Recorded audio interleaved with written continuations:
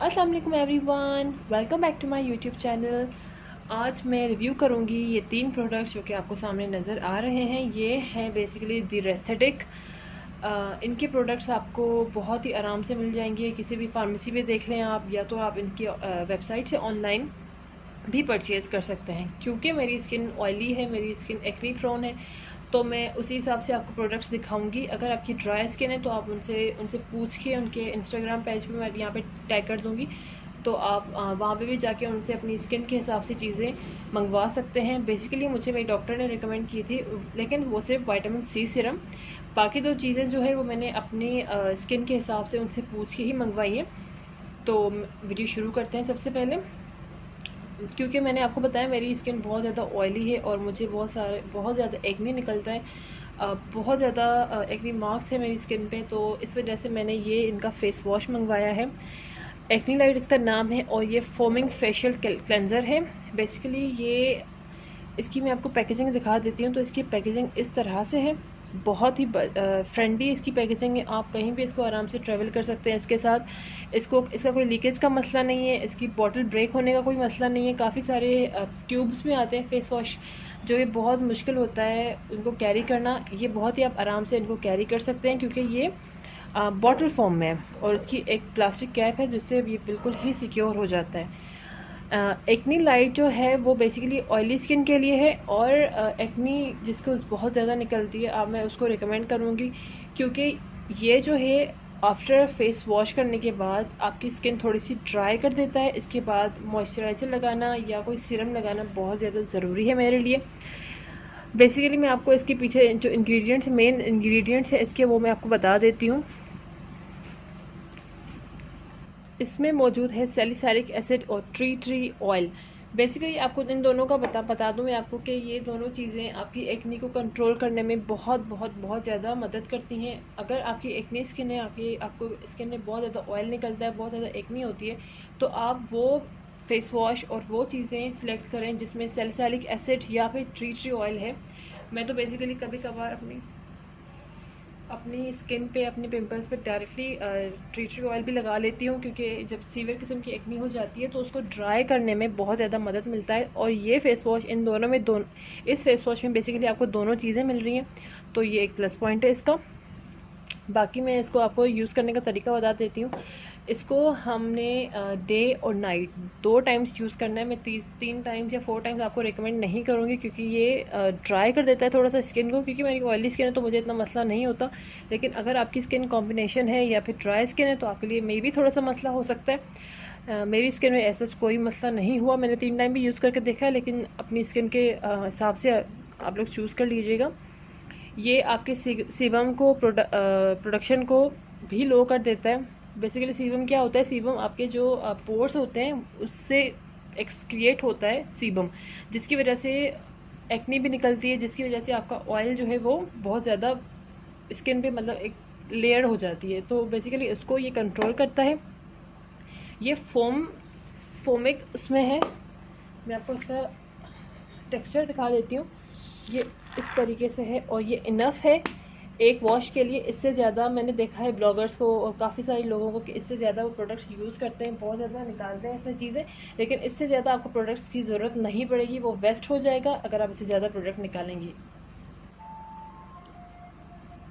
अब मैं आ जाती हूँ दूसरे सिरम पे, जो कि है रेटिएक सिरम। बेसिकली मैं आपको इसका बता देती हूँ कि ये इसको रेटिएक क्यों कहा जा रहा है। रेटिएक इसलिए कहा जा रहा है क्योंकि इसमें है मौजूद रेटिनॉल और हाइलुरोनिक एसिड।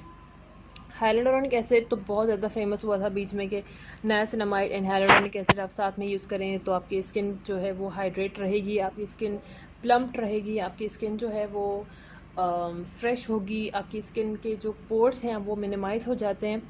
तो यहाँ पे भी रेटिएक, रेटिनॉल और हाइलुरोनिक एसिड दोनों को मिला के एक ऐसा सीरम बना दिया गया है जो कि आपको बेसिकली रेटिनॉल जब भी हम लगाते हैं तो हम लोग डरते हैं कि हमारी स्किन पे क्या रिएक्शन होगा, क्योंकि इसमें रेटिनॉल जो है वो एक्टिव इंग्रेडिएंट है। तो इसको थोड़ा सा माइल्ड करने के लिए हाइलुरोनिक एसिड इसमें मौजूद है। वैसे आपको अगर अलग अलग परचेज़ करना हो तो आपको दोनों सीरम्स अलग परचेज़ करने पड़ते हैं, रेटिनॉल अलग परचेज़ करना पड़ता है और हाइलुरोनिक एसिड अलग से परचेज़ करना पड़ता है। लेकिन यहाँ पर यह है कि आपको दोनों चीज़ें एक ही फॉर्म में मिल रही हैं। क्योंकि मेरी ऑयली स्किन है तो मेरी गलती से मुझे ये था कि मैंने कोई भी रेटिनॉल का सीरम मुझे चाहिए था, तो मैंने रेटिनॉल का कोई भी सीरम मंगवा लिया था। लेकिन ये बेसिकली ड्राई स्किन के लिए, और मैं आपको इसका कंसिस्टेंसी दिखा देती हूँ कि किस तरह से है। ये देखिए, ये बेसिकली ऑयल फॉर्म में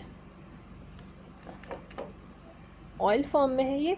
और ये ड्राई स्किन के लिए, जो ऑयली स्किन वाला है वो थोड़ा सा मिल्की और वाइट कलर का होता है। ये मुझे गलती से आ गया था तो मैंने मंगवा लिया, तो मुझे अब यूज़ करना पड़ रहा है।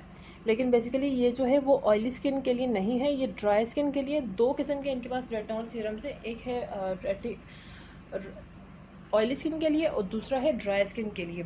तो आप ये देख के मंगवाइएगा, क्योंकि मैं तो एक दफ़ा गलती कर चुकी हूँ तो मुझे ये यूज़ करना पड़ रहा है। अदरवाइज़ आप गलती ना करें तो बेहतर है।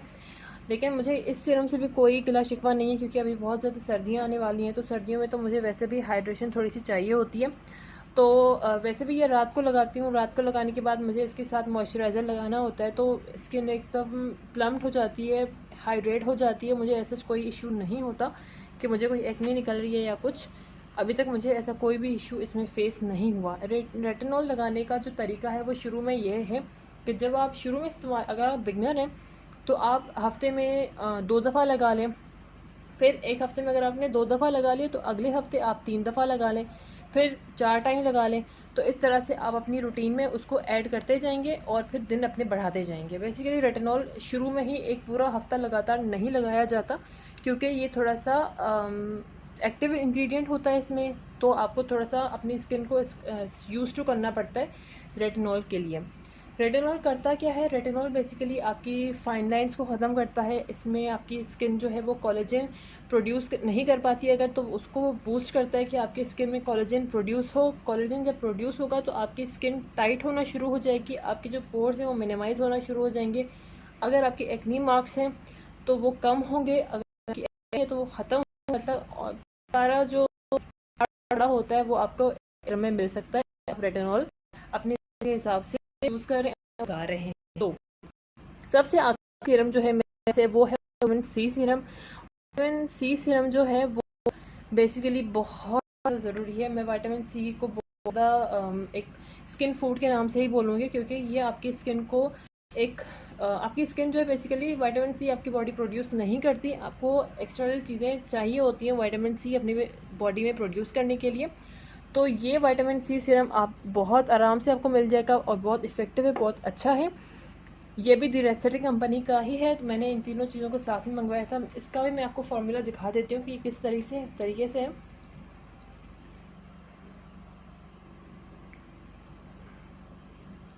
और ये बिल्कुल भी हैवी नहीं करता है स्किन को। मैंने बहुत सारे विटामिन सी सीरम्स लगाए हैं, जो कि मुझे बहुत में बाद में मसला हुआ है, क्योंकि मेरी ऑयली स्किन है तो मुझे काफ़ी सारे जो सीरम्स होते हैं वो सूट नहीं करते। लेकिन अल्हम्दुलिल्लाह इस सीरम से मुझे ऐसा कोई मसला नहीं हुआ। इन सीरम्स को लगाने का एक प्रॉपर तरीका होता है। प्रॉपर तरीका ये है इन तीनों को लगाने का कि अगर आपने इससे अपना फेस वॉश कर लिया है तो आप अपनी स्किन को बिल्कुल ड्राई कर लेंगे, ठीक है, बिल्कुल ड्राई कर लेंगे। उसके बाद इन दोनों सीरम्स को आपको एक साथ यूज़ नहीं करना। विटामिन सी सीरम रेटिनॉल के साथ कभी भी यूज़ नहीं करते, ये दोनों एक दूसरे के बहुत बड़े दुश्मन होते हैं।